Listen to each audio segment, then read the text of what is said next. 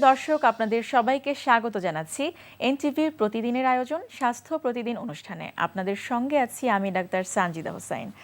দর্শক, যে বিষয়টি নিয়ে আজ আমরা আলোচনা করব সেটি হচ্ছে কাঁধের ব্যথা এবং কাঁধের অন্যান্য সমস্যা ও তার সমাধান। এই বিষয়টি নিয়ে আলোচনার জন্য আমাদের স্টুডিওতে উপস্থিত আছেন একজন বিশেষজ্ঞ চিকিৎসক। চলুন পরিচিত হওয়া যাক আমাদের আজকের অতিথির সাথে। ডাক্তার AHM রেজাউল হক 1966 সালে ডিসেম্বরে ফেনী জেলায় জন্মগ্রহণ করেন। তিনি 1991 সালে Sylhet MAG Osmani medical college থেকে MBBS ডিগ্রি লাভ করেন। এরপর তিনি চিকিৎসা বিজ্ঞানে উচ্চতর MS অর্থোপেডিক এবং সিঙ্গাপুর থেকে স্পোর্টস মেডিসিনে ফেলোশিপ ডিগ্রি লাভ করেন।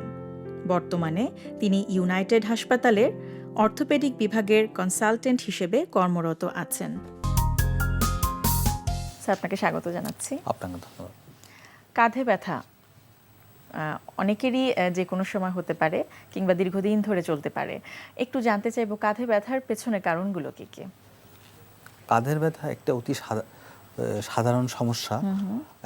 এর প্রধান কারণ আমাদের দেশে আমি যদি বলি তাহলে সার্ভাইকাল স্পন্ডোলাইসিস এক নাম্বার, দ্বিতীয় নাম্বার হলো যে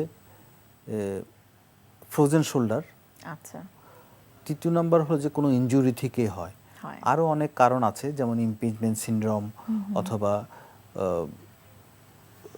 অন্য কোনো injury, ligament injury, biceps tendinitis, এই ধরনের কারণ। কিন্তু প্রধানত যে আপনি প্রথম তিনটার কথা বললেন সেটি হয়ে থাকে। তাহলে একেবারে প্রধান সমস্যাটা দিয়েই আমি যদি একটু শুরু করি, যে সার্ভাইকাল স্পন্ডিলোলাইসিস যেটি বলছিলেন, এটি আসলে কি এবং কেন হয়? এটা হলো যে আমাদের ঘাড়ে যে হাড়গুলো আছে সেই হাড়গুলো আমাদের ঘাড়টা সবচেয়ে বেশি নাড়াচাড়া করে, যার ফলে সেখানে একটা ক্ষয় হয় এবং ক্ষয় হয়ে সেখানে একটা মাইক্রোফ্র্যাকচার ডেভেলপ করে এবং আর্থ্রাইটিস ডেভেলপ করে। সেই আর্থ্রাইটিসটাকেই আমরা বলি সার্ভাইকাল স্পন্ডোলাইসিস। সেই আর্থ্রাইটিসের জন্য এর মধ্যে দিয়ে যে নার্ভটা যায় সেই নার্ভটাতে চাপ পড়ে এবং নার্ভটার ব্যথা হয়। আচ্ছা, এই ব্যথাটা সাধারণত কাঁধ থেকে শুরু করে হাত পর্যন্ত অথবা হাতের আঙ্গুল পর্যন্ত চলে যায়। এক ধরনের ঝিনঝিন, নামনেস, এই ধরনের একটা ব্যথা হয়। কাদের হতে পারে এটি বেশি? এটি সাধারণত যারা ডেস্ক ওয়ার্ক বেশি করে তাদের বেশি হয়। আচ্ছা।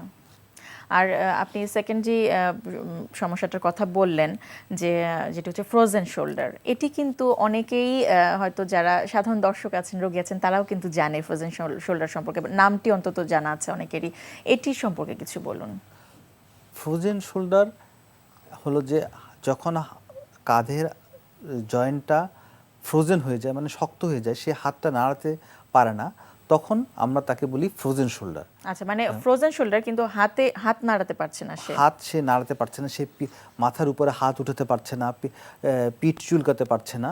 তখন যখন জয়েন্টটা স্টিফ হয়ে যায় তখন আমরা এটাকে বলি ফ্রোজেন শোল্ডার। কিন্তু ফ্রোজেন শোল্ডার কি জন্য হচ্ছে এটার একুরেট কারণ কিন্তু আমরা কেউ আবিষ্কার করতে পারি নাই। তবে সাধারণত ডায়াবেটিক রোগীদের অথবা কার্ডিওলজি রোগীদের এবং যারা অনেকদিন ধরে হাত ইউজ করে না তাদের ফ্রোজেন শোল্ডার হয়। আচ্ছা, এই যে আপনি কিছু কারণের কথা বললেন, একটু সমাধানের উপায়গুলো জানতে চাইবো, যে কিভাবে আসলে এগুলো ম্যানেজ করে থাকেন আপনারা? আমরা ফ্রোজেন শোল্ডার যখন রোগী আসে, প্রথমত আমরা দেখি যে ফ্রোজেন শোল্ডারের কারণটা কি। যদি আমরা দেখি যে সে হাতটা ব্যবহার করছে না তার সার্ভাইকাল স্পন্ডিলাইসিস পেইনের জন্য অথবা কার্ডিওলজির পেইনের জন্য, তাকে আমরা সেই চিকিৎসাটা দিব এবং সাথে তাকে শোল্ডার যাতে মোবিলাইজ করে সেজন্য তাকে কিছু ব্যায়াম শিখিয়ে দিব। তাকে আমাদের প্রধানত চিকিৎসা হলো ব্যায়াম, গরম সেক, আর হলো কিছু লাইফস্টাইল মডিফিকেশন। আচ্ছা, এটি হচ্ছে ফ্রোজেন শোল্ডারের ক্ষেত্রে। হ্যাঁ, আর ডায়াবেটিস যদি থাকে তাহলে ডায়াবেটিস কন্ট্রোল করতে বলবো। আর আরেকটি যেটি বলছিলেন সার্ভাইকাল স্পন্ডিলোলাইসিস, সেক্ষেত্রে আপনারা কি করেন? সেক্ষেত্রে আমরা তাকে একই জিনিস, যে তাকে একটা সার্ভাইকাল স্পন্ডিলাইসিসের জন্য যে জন্য হয়, সেই তার লাইফস্টাইল, সে অনেকক্ষণ ধরে ঝুঁকে কাজ করবে না, সে একটা এক্সারসাইজ করবে, সে একটু গরম সেক দিবে, সে ঘাড়ের নিচে অনেকগুলো বালিশ দিয়ে শুবে না। আর যদি এর মধ্যেও যদি না হয় তাহলে আমরা তাকে ফিজিওথেরাপি অ্যাডভাইস করব। আচ্ছা, এবং ফিজিওথেরাপিটা কতদিন ধরে চলতে থাকে যতদিন পর্যন্ত পুরোপুরি সুস্থ না হয়? আসলে ফিজিওথেরাপিটা যতদিন আমরা সাধারণত 14 দিন বা 21 দিন দিয়ে থাকি, সেটা রোগীর উপর ডিপেন্ড করে যে সে কয়দিন নিবে, এবং সে যদি নিজে এক্সারসাইজ করে কমফোর্ট ফিল করে, লাইফস্টাইল চেঞ্জ করে, কিছু মেডিকেশন নিয়ে, তাহলে সে নিজে বাসায় এক্সারসাইজ করে চালাতে পারে। এটা যে চালাতেই হবে অনেক দিন ধরে সেটা কিন্তু না। আচ্ছা, একটু জানতে চাইবো শোল্ডার ডিসলোকেশন বলে একটি টার্ম আমরা জানি, এটি আসলে কি এবং এটি কেন হয় এবং তার সমাধান কি? শোল্ডার ডিসলোকেশন সাধারণত কোনো খেলাধুলার সময় হয়ে যেতে পারে সাধারণ মানুষের। আবার যাদের অনেক সময় লিগামেন্ট ল্যাক্সিটি থাকে, অনেক মানুষের লিগামেন্ট ল্যাক্সিটি থাকে। লিগামেন্ট ল্যাক্সিটি বলতে কি বোঝাচ্ছেন? লিগামেন্ট ল্যাক্সিটি হলো যে আমাদের শরীরের আপনারা যদি সার্কাস দেখেন, দেখবেন যে অনেকে পাটা ঘুরে পুরো উপরে উঠিয়ে ফেলে, এই ধরনের ফ্লেক্সিবল, সেই জিনিসটা বোঝা যাচ্ছে। এই ধরনের শোল্ডারেও লিগামেন্টগুলো অনেক সময় ল্যাক্সিটি থাকে, এটা একটা জেনারেলাইজড ডিজিজ। তখন সহজে শোল্ডারটা ডিসলোকেট হয়ে যেতে পারে। অথবা কোনো প্যারালাইসিসের কারণে, কোনো নিউরোলজিক্যাল কোনো সমস্যার জন্য যদি মাসেলগুলো উইক হয়ে যায়, তখন ওই শোল্ডারকে সেই মাসেলটা ধরে রাখতে পারে না, তার ফলে একটুতেই শোল্ডার জয়েন্টটা ডিসলোকেট নিজের জায়গা থেকে সরে আরেক জায়গা থেকে চলে যেতে পারে। আচ্ছা, এটি বোঝার উপায় কি? এই জাতীয় সমস্যা হলে যিনি রোগী তিনি বুঝতে পারবেন? প্রতিটা ডিসলোকেশনে খুব সিভিয়ার পেইন হয় এবং তার অ্যানাটমিক্যাল ফিগারটা চেঞ্জ হয়ে যাবে, যে কনফিগারেশনটা চেঞ্জ হয়ে যাবে। এটা রোগীও বুঝতে পারবে, রোগীর পাশে যে আছে সেও বুঝতে পারবে। যদিও অনেক দিন ধরে যারা হয় তারা বুঝতে পারে, অনেক সময় একুইট হলেও সিভিয়ার পেইন হয়, তখনও বোঝা যায়। যদি বারবার হয় তখন পোস্টেরিয়র ডিসলোকেশন হলে সাধারণত বুঝতে একটু অসুবিধা হয়। আমরা সেজন্য এক্স-রে একটা প্রধান ডায়াগনস্টিক। আর ডাক্তারের কাছে আসলে যদি ব্যথা হয়, তখন ডাক্তারের কাছে আসলে আমরা পরামর্শ দিয়ে এক্সামিন করে এটা বুঝতে পারি। আচ্ছা, তো এই জাতীয় সমস্যা হলে কি ধরনের পরামর্শ আপনারা দেন যাতে করে এই জাতীয় সমস্যা আবার না হয়, বা ফলো আপের ক্ষেত্রে আসলে আপনারা কোন কোন সাজেশনগুলো দিয়ে থাকেন? আমরা প্রথমত যখন আসে, প্রতিটা ডিসলোকেশন হলো যে অর্থোপেডিক ইমার্জেন্সি, আমরা সাথে সাথে ডিসলোকেশনটা কারেকশন করে দেই। কারেকশন করে দিয়ে আমরা তাকে 3 সপ্তাহ একটা হাতটাকে একটা পজিশনে রেখে দিতে বলি। 3 সপ্তাহ তাকে, এরপরে তাকে আমরা কিছু শোল্ডার মাসেল যাতে স্ট্রং হয় সেই এক্সারসাইজগুলো করতে বলি, এবং কিছু মুভমেন্ট আমরা রেস্ট্রিক্ট করে দেই, যে আপনার এই মুভমেন্ট হলে শোল্ডারটা ডিসলোকেট হওয়ার চান্স থাকে। সেটা কি কিছু দিনের জন্য নাকি সেটা আমরা দীর্ঘস্থায়ী হতে পারে? দীর্ঘস্থায়ী, সব সময়ের জন্য। যাদের কনজারভেটিভলি চিকিৎসা করি তাদেরকে আমরা সব সময়ের জন্য এটা একটু সাবধান থাকতে বলে দেই। আচ্ছা, আর সার্জিক্যাল ট্রিটমেন্টের প্রয়োজন পড়ে কখন? সার্জিক্যাল ট্রিটমেন্টের প্রয়োজন পড়ে হলো যে যখন আমরা এক্সরে করে দেখি যে এটা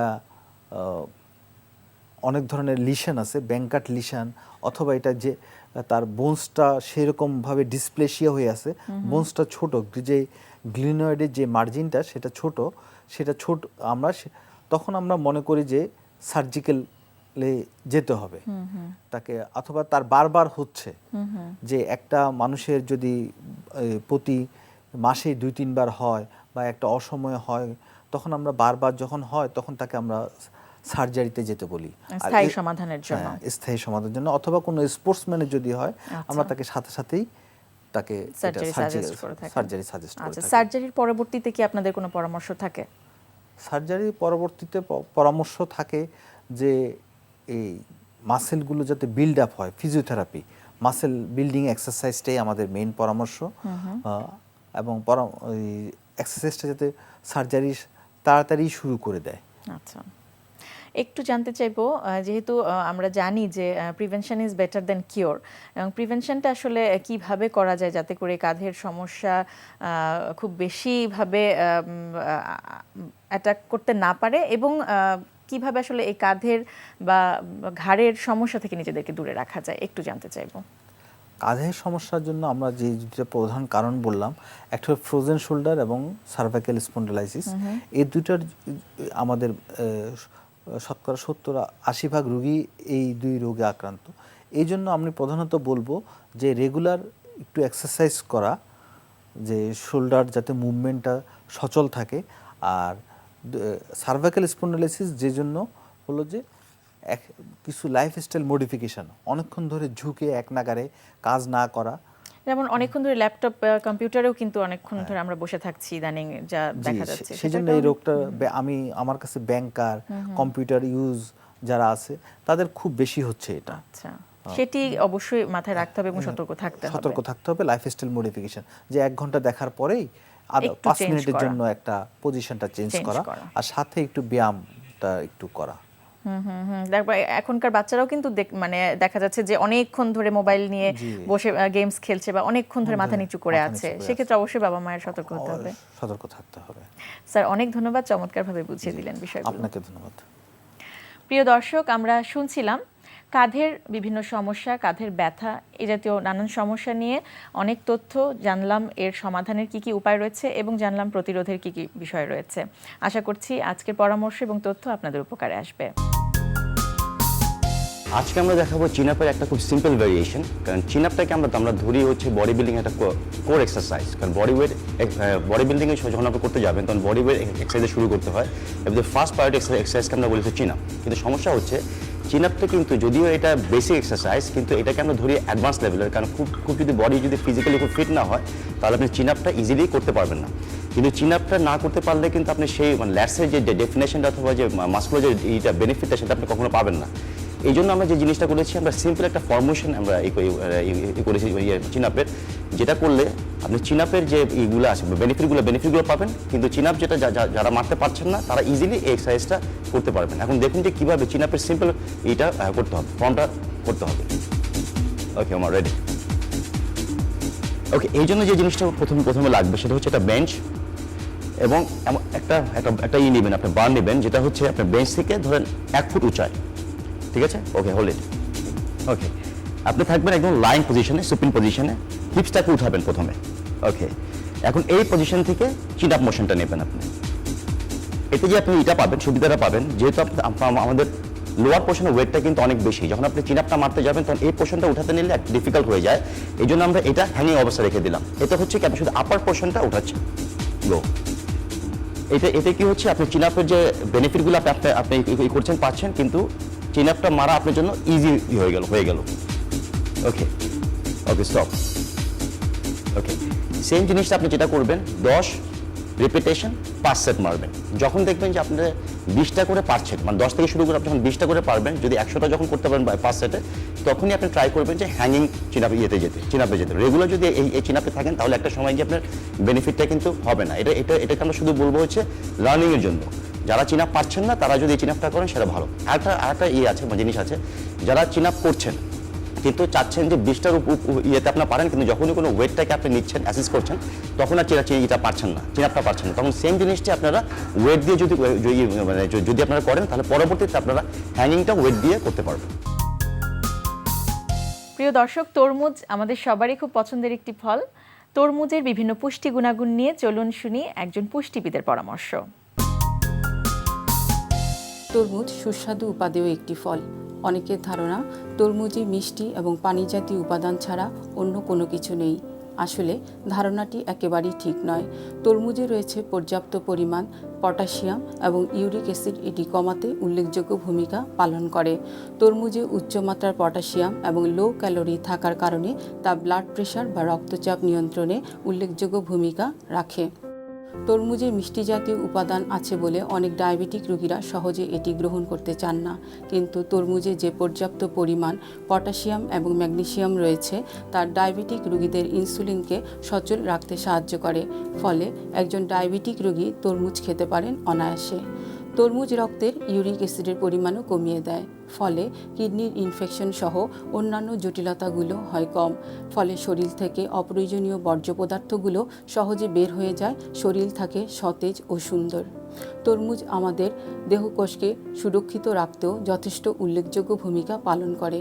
তরমুজে যে ভিটামিন ই এবং সি রয়েছে তার সেগুলো কোষের নমনীয়তা বজায় রাখতে উল্লেখযোগ্য ভূমিকা পালন করে, তাই ত্বকের আর্দ্রতা রক্ষার জন্য তরমুজের ভূমিকা অপরিসীম। বিভিন্ন seasonal disease, infection, tonsillitis, bronchitis সহ উল্লেখযোগ্য গুরুত্বপূর্ণ ডিজিজেও এই তরমুজ ভূমিকা পালন করে থাকে। 1 কাপ তরমুজ কুচিতে পাওয়া যাবে সারাদিনের পুষ্টি চাহিদার শতকরা 21% ভিটামিন সি এবং 17% ভিটামিন এ। তরমুজের ভিটামিন এ আমাদের চোখের সুস্থতা রাখাতেও অনস্বীকার্য। সবচেয়ে বড় কথা হলো তীব্র গরমে আমাদের শরীরের আর্দ্রতা নষ্ট হয়ে যায়। এই গরমে আমাদের ত্বকের আর্দ্রতা ধরে রাখা খুবই জরুরি। আর যেহেতু তরমুজের শতকরা 94% পানি, তাই সুস্থ দেহ ও ত্বকের সুরক্ষায় তরমুজের ভূমিকা অপরিহার্য। তাই প্রতিদিন তরমুজ খাওয়ার অভ্যাস গড়ে তুলুন। সুস্থ, সবল ও সতেজ থাকতে তরমুজের ভূমিকা অপরিহার্য। প্রিয় দর্শক, স্বাস্থ্য প্রতিদিনের আজকের হেলথ টিপস। আমরা প্রতি মিনিটে 12 থেকে 18 বার শ্বাস প্রশ্বাস নিয়ে ছেড়ে থাকি। শ্বাসনালীতে ইনফেকশন হলে, যথা নিউমোনিয়া, ব্রঙ্কোনিউমোনিয়া, শক্ত ব্রঙ্কাইটিস, শ্বাস চলাচল দ্রুত হবে। হাঁপানির আক্রমণ হলেও শ্বাস প্রশ্বাস দ্রুত হবে। এক্ষেত্রে অক্সিজেনের অভাব হলে একই সঙ্গে জিহ্বা ও ঠোঁট নীল হতে পারে। এগুলো গুরুতর লক্ষণ।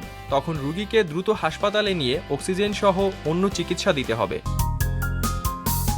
দর্শক, স্বাস্থ্য প্রতিদিন সম্পর্কে আপনাদের যদি কিছু জানার থাকে কিংবা কোনো পরামর্শ যদি আমাদের দেবার থাকে, জানাতে পারেন এই ঠিকানায়। প্রযোজক স্বাস্থ্য প্রতিদিন, এনটিভি, বিএসসি ভবন, 7 তলা, 102 কাজী নজরুল ইসলাম এভিনিউ, কারণ বাজার, ঢাকা 1215।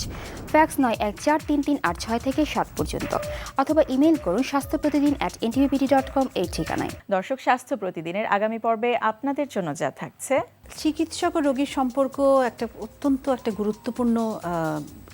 গুরুত্বপূর্ণ বিষয়, এবং একজন রোগীর রোগ ভালো হবে কিনা এটা কিন্তু নির্ভর করছে তার সাথে তার চিকিৎসকের সম্পর্কটা কীরকম। আমি একজন হেলথ কমিউনিকেশন স্পেশালিস্ট হিসেবে স্বাস্থ্যসেবা খাতে আমার যে অভিজ্ঞতা এবং হসপিটালগুলোতে কাজ করে আমি যেটা দেখেছি, সেটা হলো যে চিকিৎসকের প্রতি আস্থা থাকতে হবে। চিকিৎসকের প্রতি যদি রোগীর আস্থা না থাকে, তাহলে কিন্তু চিকিৎসকের দেওয়া যে চিকিৎসা তার প্রতিও আস্থা থাকে না।